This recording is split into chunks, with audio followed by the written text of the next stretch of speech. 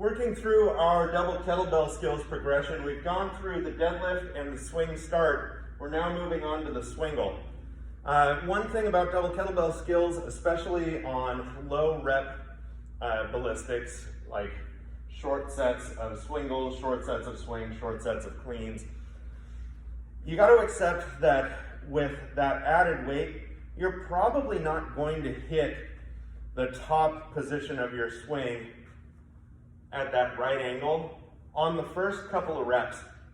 We'll actually go over a deliberately low version of the swing once we've gone through the swingle and the swing itself. It's okay that you don't hit your full height right away.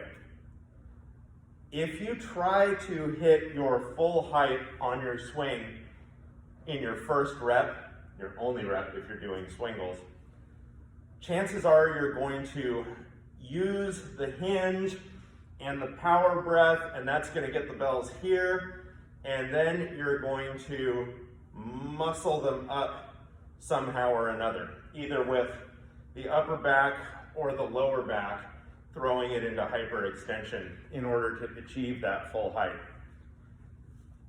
In the first couple of reps, it's not going to get there, but don't worry, if you're doing a set of 5 or more, eventually they'll get to that full height. And it's not like they need to be to that full height anyway.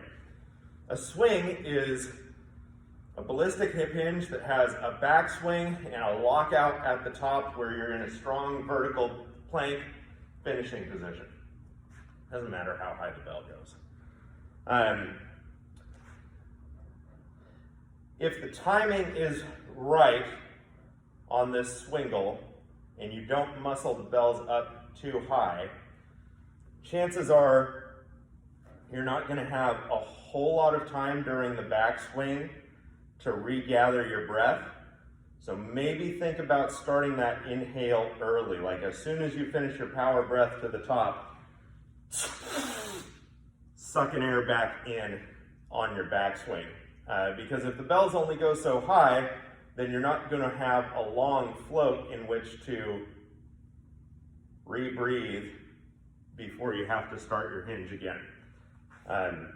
We'll talk more about that when we get to the swing itself. For right now, the swingle, we're only worried about one power breath at a time. So we're going to have time to regather our breath underneath us. Just like our swing start, I'm about a foot length behind the bells. Just like our double kettlebell deadlift, I'm set up with my stance appropriately wide for double bells and with my toes turned out to the appropriate angle so that my knees are going to track my toes as I get set up. Grabbing the floor with the feet so that those heavy weights don't pull us around, I'm going to push my hips back, tip the bells towards me, take my big belly breath as I hike.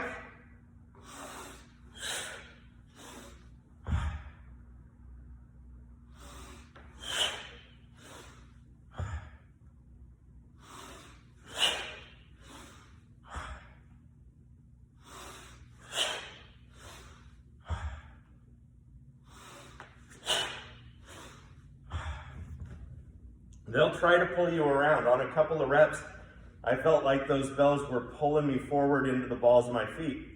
Fortunately, I had gripped the floor already, so I was able to brace against that forward pull. But it made me realize that when I was getting set up, I didn't have my weight back far enough onto my heels. So once I get my hands on the bells, I want to make sure that I'm rocking back, sitting my hips back, and feel my hamstrings, glutes, and quads all get loaded in anticipation of that movement. That way, I'm not going to get pulled off balance. In the event that you do start to get pulled forward, release the bells and step back. So, I know that everybody's training at home right now, and you don't want to smash a cat or a child or anything, but it's way more important that your spine is safe than that your floor is safe. especially if you're in a basement, it's a concrete slab, that sucker could take some punishment. And you know what? So can these bells. They are not fragile. So you can release to spare your spine, okay? That's the double kettlebell swingle. Next, we'll move on to the swing proper.